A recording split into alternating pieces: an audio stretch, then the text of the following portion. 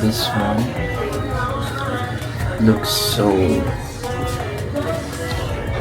very loose. I'm gonna pass with this one.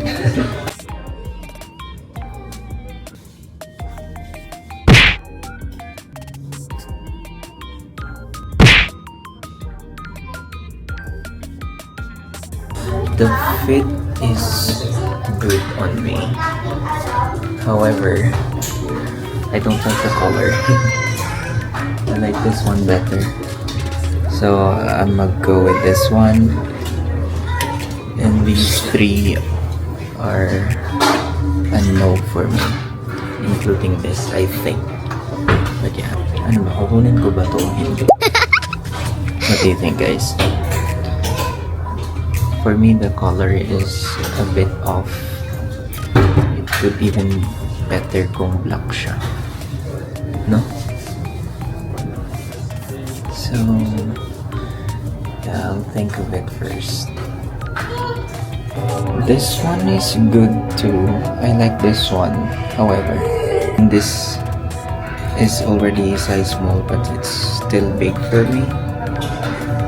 So, sayang, maganda sana. For me baka di kayo nagagandahan, pero for me maganda siya. It's just, medyo malaki lang talaga sa akin.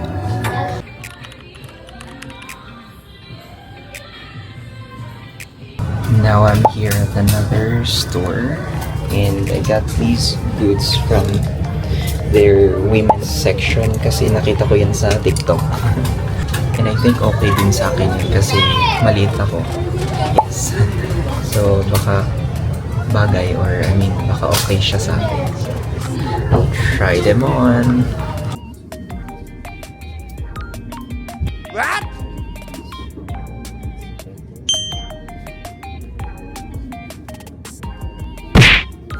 Yung pants hindi ko nagustuhan. Masyado siyang malaki sa akin. I thought yung 30 na waistline okay na sa akin. So I guess pumayat ako. Haha. Charot. Siguro kunin ko 28 kasi 30 ito masyado siyang malaki. Check out na tayo. And Yes! bibili pa kayo dito? Oo, ano kami? Magpipik kayo. Hi!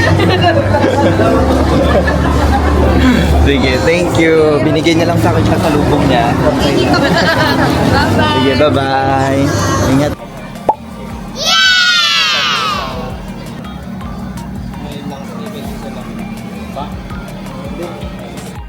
And just like that, I got back from my little shopping. And here are the goodies secured. Alright, let's start with this paper bag. Hindi nyo pala nakita kung ano yung mga chinek out ko. So, ito. First item is this. By the way, naka-sale. Kaya kinuha ko. Ayan siya. I think cute naman for me. Not sure for you though.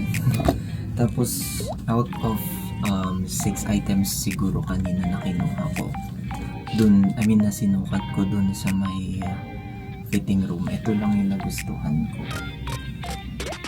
And then, nung pagbalik ko dun sa men's section, may nakita ako dun sa ano ba tawag nito? Sa mga sale na section. So, ito yung kinuha ko. Cute naman. Medyo similar lang. Yung style medyo similar pero different colors. So, it's not bad.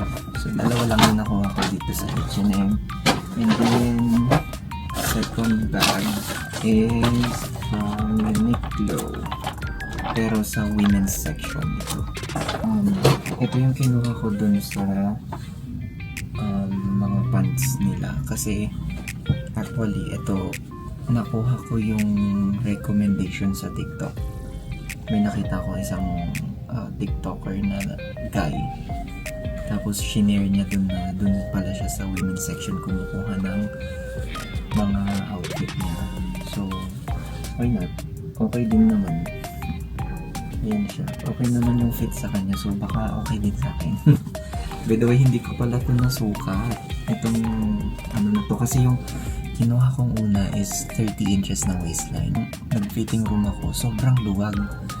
So, I got the 27, I think, or 26. Oh, 27. Let's see kung kasha sa akin. These two as well are from the women's section. It's called the ayun lang pala. Yun ang pangalan na Airism Cotton. Sa Airism siya. Okay naman yung fit sa akin. Hindi na. Basta ito, kinuha ko yung classic na CK1. Favorite to ng mga batang 90s siguro. Try on natin. Let's wear it. Nagustuhan ko siya kasi ano lang siya, very fresh lang. Hindi siya hindi siya ganun kasakit sa ilong pag naaamoy. Sa iba, hindi nagtatagal sa kanila yung fragrance niya. Pero sa akin, okay siya. So, ayun lang. And, I also met my friend CJ at binigyan niya ako ng pasalubong from Thailand. Nagpunta siya ng Thailand mga last week. Kailan ba yun? Second week of May. So, first one na nag-grab ko sa plastic ay ito. I'm not sure kung ano ito. Ano siya? Japanese inspired na squid. Dried squid siguro. Not sure. Seafood, sweet and spicy. Okay. Here is poke. Dried mango. Ooh, and a ref magnet. Ano to? Konjac jelly shit. Okay. Para siyang ano ba tawag dun? May ganito tayong version sa Pinas. Nakalimutan ko yung pangalan. Ito. Goat's milk soap. And ito, mga sikat na pasalubong from Thailand. Prick para sa powder siya para kapag mainit, ilagay mo lang sa katawan mo. Ano ba tawag dito? Inhaler yan. Favorite ni Jowa yung mga ganito. Inhaler. Another inhaler from Thailand. Maltesers chocolate. Pang finale ito. Wow! Soap siya, guys. I think hand soap. Ito. Nakorting no titik. Ito ang pinaka-excited ako sa lahat. Charot. So, hindi. I think it's a can. Hindi. Ano pala siya talaga. So, thank you so much, CJ. Sana mag-ano ka ulit. Another out of the country na travel para meron ulit akong pasalubong. Charot. And then next time ako naman papasalubong sa'yo. And yeah, I think that's it. Happy lang na nabibili ko yung mga gusto ko.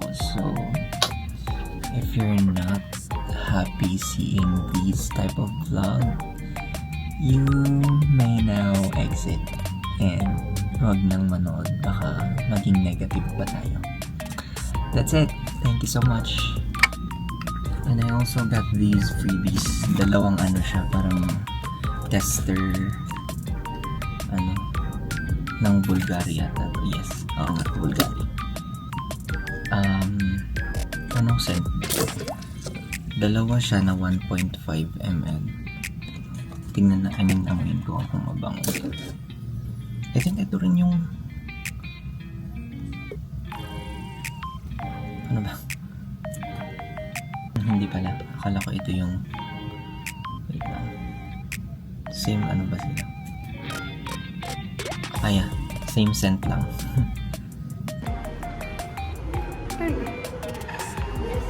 Bakit sa kampusa? Sige, bye. Bye. Tayo laro dun. Umanay tayo dun. Apa yang kamu dah? Ay, shit.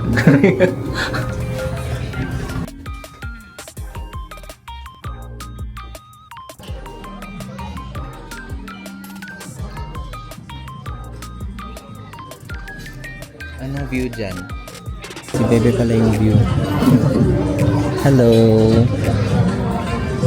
Hi, hi. Say hi.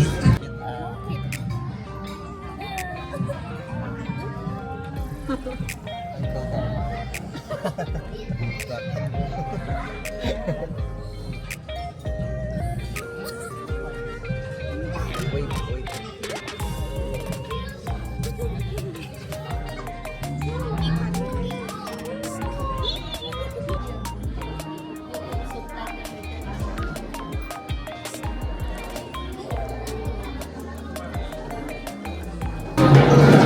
We're at the 11th floor and dito yung buffet place nila. They have a bar station here. Another room here. They have a better view here as well. I think. Ito yung view.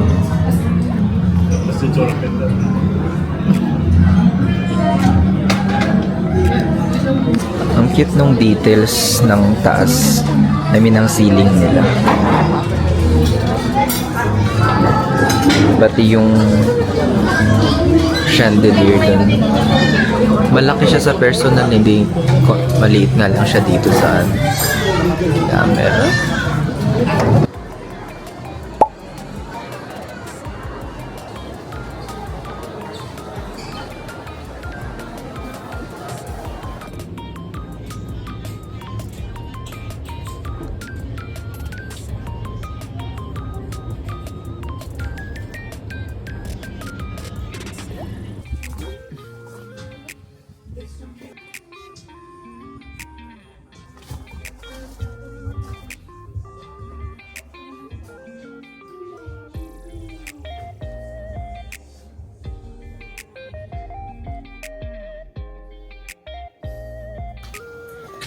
Ito yung ano dito, view.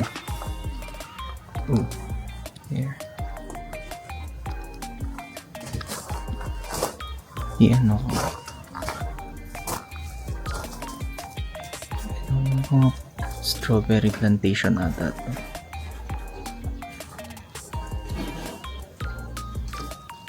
Strawberries po ba to? Ano po? Flowers po. Ah, okay. Yan po. Flowers pala.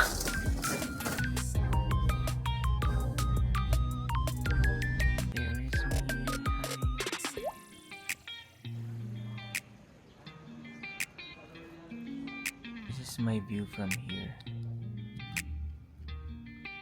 There. Nakadun sa may baba. May mga flowers.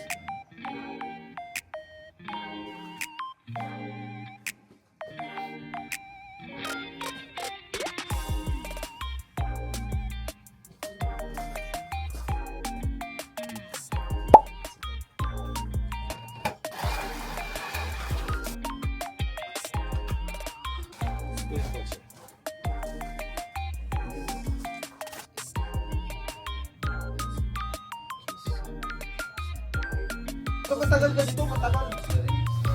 1 minute ako, matanggi. Ano, avocado kasi.